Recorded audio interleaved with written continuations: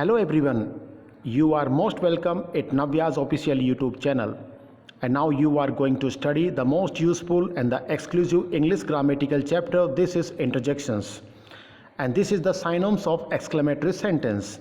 And nowadays, guys, we are studying about the types of sentences, and this is the sixth part of sentence series, and this is the splendid and the moralistic chapter in the English grammatical fields.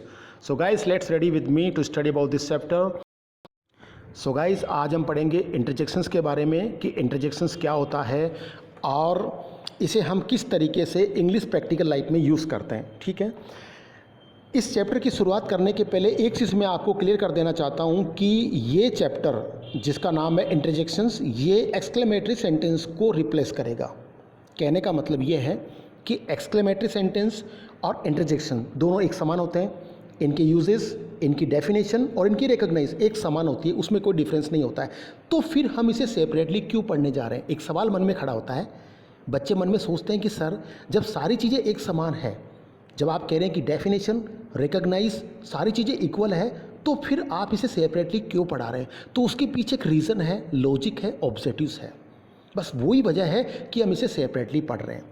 हमें ऐसा लगता है कि हम exclamatory sentence को practical life में use नहीं कर सकते।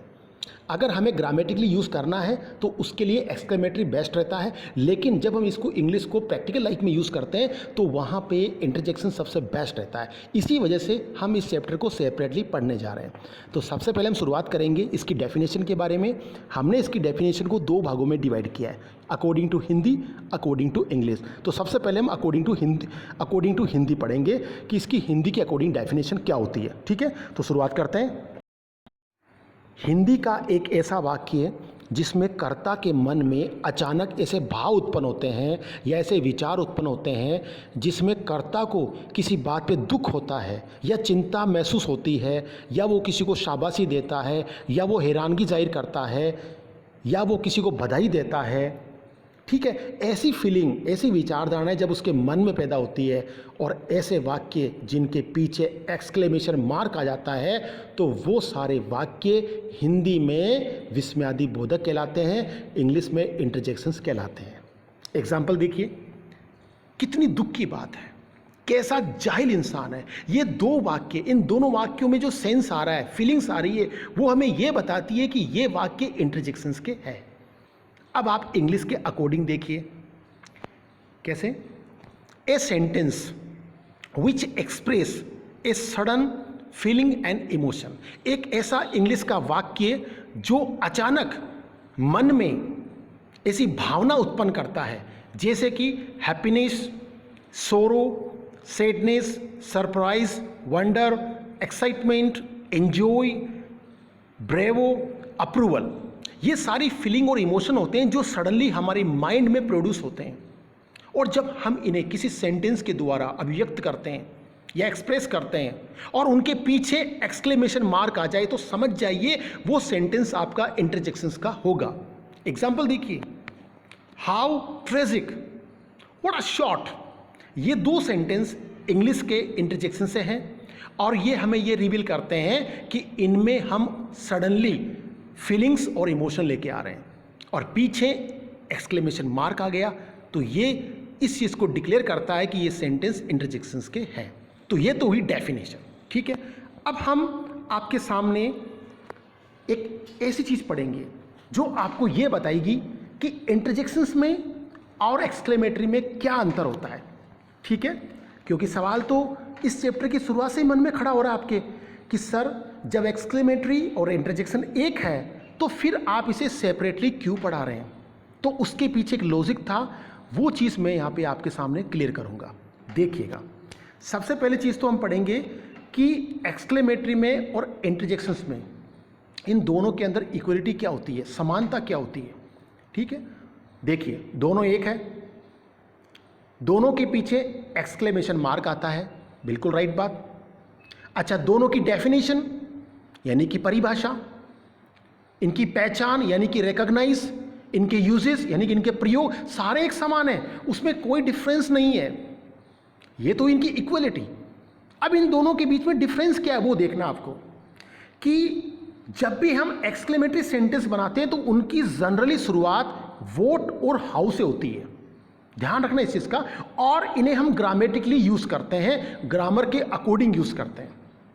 तो 99% सेंटेंस इंग्लिश ग्रामर के अकॉर्डिंग जो बनते हैं वो सारे एक्सक्लेमेटरी के होते हैं।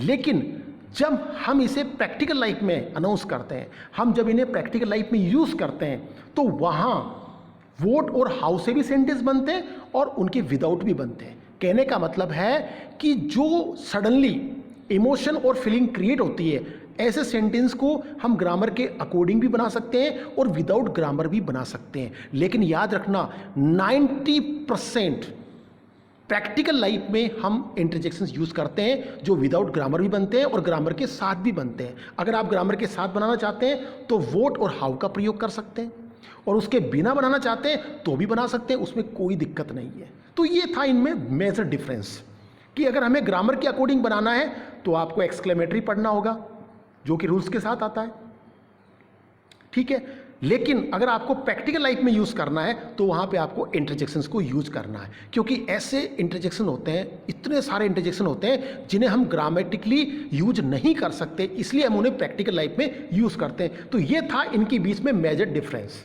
इसीलिए हम इंटरजेक्शंस को सेपरेटली पढ़ रहे हैं। अब आप आगे देखिए, यूजेस ऑफ इंटरजेक्शंस, यानी कि हम कहाँ कहाँ कौन सी फीलिंग में, कौन से इमोशन में कौन सा इंटरजेक्शंस यूज करते हैं। ये बड़ा इंपॉर्टेंट टॉपिक है, ध्यान रखना, जो अब हम आपके सामने रिवील करने जा रहे हैं। ये तो आप सभी को पता है कि हमारे मन में, हमारे विचारों में सडनली जो फीलिंग और इमोशन आते हैं उसी के लिए हम इंटरजेक्शन यूज करते हैं। लेकिन कौन सी फीलिंग, कौन से इमोशन के लिए हम कौन सा इंटरजेक्शन यूज करेंगे, वो चीज़ समझना बहुत जरूरी है, वो बहुत ज़्यादा इंपॉर्टेंट है, और वही चीज़ हम अब यहाँ पढ़ेंगे। देखिएगा, एक्सप्रेशन ऑफ जॉय, इसका मतलब होता है खुशी जाहिर करना, ठीक है। जब हमें बहुत खुशी होती है, हमें आनंद महसूस होता है, तो उसे इंग्लिश में कहते हैं एक्सप्रेशन ऑफ जॉय, ठीक है। जब आपको खुशी होती है तब आप कैसे इसको एक्सप्रेस करते हैं, देखिए, हुरे, हा, आहा, wow, thanks a lot, great, ये सारे जो वर्ड्स हैं ये हम जॉय के टाइम यूज करते हैं जब हम बहुत ज़्यादा खुश हो जाते हैं, ठीक है। दूसरा देखिए, एक्सप्रेशन ऑफ ग्रीफ, इसका मतलब होता है दुख, चिंता या शोक या गरीबी के टाइम हम कौन से सेंटेंस यूज करते हैं। Alas, oh no, oh my God, so sorry, how sad, ये सारे वर्ड हम सोरो के टाइम यूज करते हैं, ग्रिफ के टाइम यूज करते हैं। जब हमें बहुत ज़्यादा फील होता है, हमें दुख महसूस होता है, तो उस समय ये वर्ड हम इंग्लिश में यूज करते हैं। आगे देखिए, एक्सप्रेशन ऑफ सरप्राइज, इसे हम किस तरीके से यूज करते हैं। सरप्राइज का मतलब होता है आश्चर्यचकित होना, और जब हम आश्चर्यचकित होते हैं तो कैसा फील करते हैं वो देखिए। Oh what, strange, amazing, is it, fantastic, ये सारे वर्ड हम सरप्राइज या वंडर फील करते हैं उस समय यूज करते हैं, ठीक है। Expression of praise and admire and applause, किसी की तारीफ करना हो या किसी की प्रशंसा करना हो तो हम यूज करते हैं वेल डन, ग्रेट, ब्रेव, इस तरह से यूज कर सकते हैं, ठीक है। आगे देखिए, एक्सप्रेशन ऑफ एड्रेस, किसी को संबोधित करना हो तो हम यूज करते हैं हे, हेलो, हेलो, ये इंटरजेक्शंस यूज कर सकते हैं। याद रखिएगा, एच के साथ ई भी लगा सकते हो, एच के साथ ए भी लगा सकते हो, दोनों के दोनों राइट इंटरजेक्शंस है। आगे देखिए, एक्सप्रेशन ऑफ कंटेम्प्ट, हमें किसी को अपमानित करना हो या किसी को तिरस्कारित करना हो तो वहाँ हम यूज कर सकते हैं फिश, ठुस, टुट टुट, पू, इस तरह से हम इंटरजेक्शंस यूज कर सकते हैं। आगे देखिए, एक्सप्रेशन ऑफ वेलकम, किसी का स्वागत करना हो तो वहाँ हम यूज करते हैं हेल एंड वेलकम, दोनों के दोनों एक समान है। आगे देखिए, एक्सप्रेशन ऑफ डाउट, किसी पे शक या संदेह करने के लिए हम जो इंटरजेक्शन यूज करते हैं वो है इस तरह से यूज कर सकते हैं। आगे देखिए, एक्सप्रेशन ऑफ रीप्रूफ, इसका मतलब होता है किसी की निंदा करना या किसी को फटकार लगाना हो तो यूज़ कर सकते हैं, लाइक फाई, फी, बिगॉन, हिस, नॉनसेंस, इस तरह से यूज कर सकते हैं। आगे देखिए, एक्सप्रेशन ऑफ अटेंशन, इसका मतलब होता है किसी का ध्यान आकर्षित करना, तो वहां पे हम यूज करते हैं लुक, स्टडी, लिसन, हिस, हुस, इस तरह से यूज कर सकते हैं। एक्सप्रेशन ऑफ फेयरवेल, इसका मतलब होता है विदाई की टाइम हम जो भाव व्यक्त करते हैं, इस तरह से यूज कर सकते हैं, good bye, adieu. Expression of approval, consent, इसका मतलब होता है हमें किसी को अनुमति देनी हो तो वहां हम इस तरह से यूज कर सकते हैं, sure, certainly, please. Expression of mistake, कोई भी गलती हो जाती है तो गलती हो जाने पे हम यूज करते हैं, oh my God, no, sit. इस तरह से हम फीलिंग और इमोशन को सडनली शेयर कर सकते हैं। याद रखिएगा, जो भी फीलिंग और इमोशन हमारे मन में सडनली एक्सप्रेस होते हैं तो उसके लिए हम जो इंटरजेक्शंस यूज़ कर सकते हैं वो हमने यहाँ पे यूज़ किए और वो हमने आपके सामने एक्सप्लेन किए। तो उम्मीद करता हूँ ये चीज़ आपको समझ में आई होगी। और अब हम आगे पढ़ेंगे मोस्ट यूज़फुल इंटरजेक्शंस वर्ड्स। कहने का मतलब यह है कि हम हमारी प्रैक्टिकल लाइफ में किस तरीके से सबसे ज़्यादा इंटरजेक्शंस यूज़ करते हैं, कौन से इंटरजेक्शन यूज़ करते हैं, उनके बारे में हम स्टडी करेंगे। ध्यान से देखिएगा। शुरुआत करते हैं। हम जब बातचीत कर रहे हैं और बातचीत करते वक्त हम अचानक कुछ सोचने के लिए रुक जाते हैं तो वहाँ हम जो इंटरजेक्शन यूज़ करते हैं वो है इस तरह से यूज कर सकते हैं। शरीर का कोई दर्द हो यानी फिजिकल पेन हो और उसे आपको एक्सप्रेस करना हो तो यूज करेंगे आओ आओ, इस तरह से। अपनी ही गलती पे जब आपको वंडर फील हो तो यूज करते हैं ओप्स। बातचीत के दौरान अचानक घबराहट होती है, इस तरह से यूज कर सकते हैं। किसी गंदी चीज को जब आप महसूस करते हो, छूते हो, उसे महसूस करते हो तो वहां यूज करते हो यू, यक। ये दो इंटरजेक्शन यूज कर सकते हैं एक साथ, यू एंड यक। किसी चीज पे अगर आपको दया दिखानी हो तो वहां यूज करते ओ। किसी जानवर को भगाना हो, शू शू शू शू, इस तरह से। हमें किसी को पर्सनली इंडिविजुअली बुलाना हो, कॉल करना हो, इस तरह से यूज कर सकते हैं। अब आपको ठंड लग रही है तो कैसे यूज करेंगे, इस तरह से यूज कर सकते हैं। किसी शब्द को हमें रिपीट करना हो या कहलवाना हो, दोबारा कहलवाना हो तो वही यूज कर सकते हैं, हाँ हाँ, इस तरह से। गुस्से के दौरान आपको भड़ास निकालनी हो, ओ, इस तरह से यूज कर सकते हैं। किसी को डराना हो, बू बू। कोई बुरा परफॉर्मेंस करता है, बैड परफॉर्मेंस करता है तो वहां एक्सप्रेशन होता है बू, इस तरह से। किसी को शाबाशी देनी हो, ब्रेवो ब्रावो, इस तरह से यूज कर सकते हैं। किसी से मिलने पर हम जो वर्ड यूज करते हैं हाय, दूसरा वर्ड हेलो, तीसरा वर्ड हे, इस तरह से यूज कर सकते हैं। आगे देखिए, हमें दुख या शोक व्यक्त करना हो तो अलास, आपको बहुत ज़्यादा दुख हो रहा है, तकलीफ हो रही है तो इस तरह से यूज कर सकते हैं। ठीक है। अगर आपको खुशी महसूस हो रही है, हुर्रे, हुर्रा या ये, इस तरह से यूज कर सकते हैं।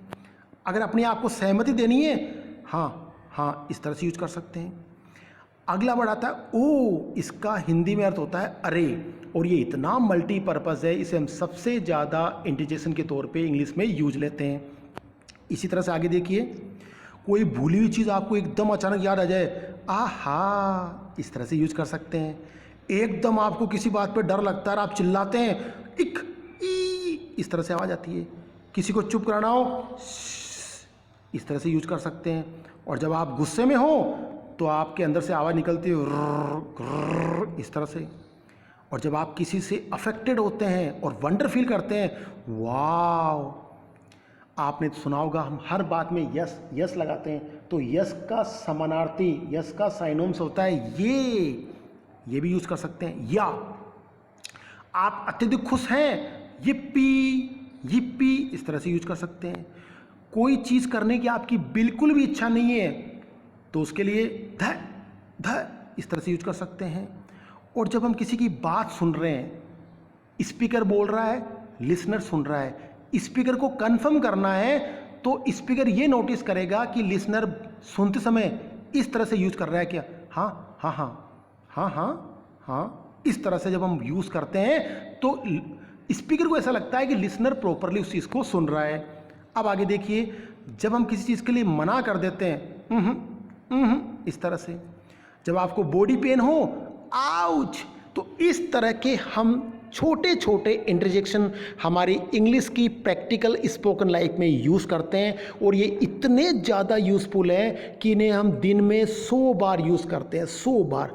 तो मैं उम्मीद करता हूँ कि आप इनकी बार बार प्रैक्टिस करें, क्योंकि जब आप इनकी प्रैक्टिस करोगे तो ये इंटरजेक्शन आपकी इंग्लिश स्पीकिंग को इतना स्ट्रॉन्ग बना देंगे, इतना मेरे को कॉन्फिडेंस है। अब आगे देखिए, हम आपके सामने एक ऐसा कलेक्शन लेके आए हैं जिसमें अब हम सेंटेंस बोलना सीखेंगे और वो भी इंटरजेक्शंस के। अभी तक हमने क्या सीखा, 30 से ज़्यादा हमने इंटरजेक्शन वर्ड सीखे जो आपके प्रैक्टिकल लाइफ में बहुत ज़्यादा काम में आते हैं। लेकिन अब जो हम सीखने जा रहे हैं वो सीख रहे हैं सेंटेंस जो हम प्रैक्टिकल लाइफ में बहुत ज़्यादा काम में लेते हैं। और ये कौन से हैं, ये है 50 इंटरजेक्शन सेंटेंस जो आपकी लाइफ को कंप्लीटली बदल देंगे और आपकी इंग्लिश स्पीकिंग को स्ट्रॉन्ग बना देंगे। चलिए शुरुआत करते हैं।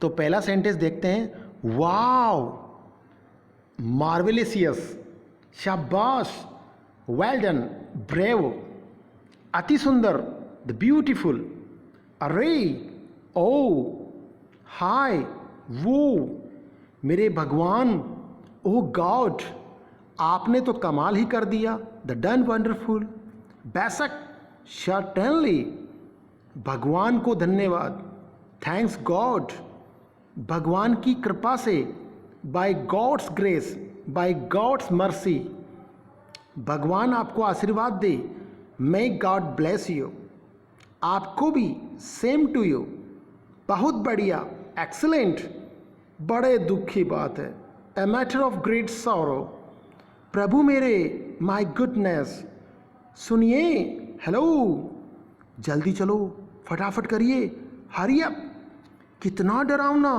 हाउ टेरिबल, ओ प्यारे, आओ डियर, कितने अपमान की बात है, हाउ डिस्ग्रेसफुल, बड़ी फिजूल है, हाउ एब्सर्ड, उसकी इतनी हिम्मत, हाउ डेयर ही, क्या खूब है, हाउ स्वीट, चुप रहिए, क्वाइट प्लीज, हाँ ऐसा ही है, क्वाइट सो, सचमुच, रियली, वास्तव में, सच में, इंडीड, छी छी छी, नेस्टी, सावधान रहिए, खबरदार, बीवेयर, कितनी दुख की बात है, व्हाट ए पिट्टी, स्वागत है श्रीमान आपका, वेलकम सर, हे राम, ओ गॉड, बधाई हो, कॉन्ग्रेचुलेशंस, कितनी शर्म की बात है, व्हाट ए शेम, कितनी दुख की बात है, व्हाट ए ट्रेजेडी,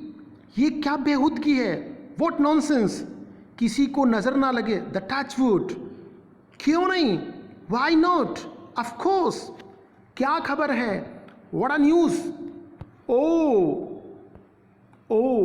अरे, हे, अच्छा ठीक है, ओके, अलविदा, गुड बाय, अच्छी बात है, ऑल राइट, क्या मुसीबत है यार, व्हाट ए बॉदर, अब तो चाहे कुछ भी हो, कम वोट में, क्या दिमाग है यार, व्हाट आइडिया, कितना आश्चर्य, व्हाट अ सरप्राइज, बड़ी खुशी की बात है, हाउ जॉयफुल, हाँ ऐसा ही है, यस इट इज़।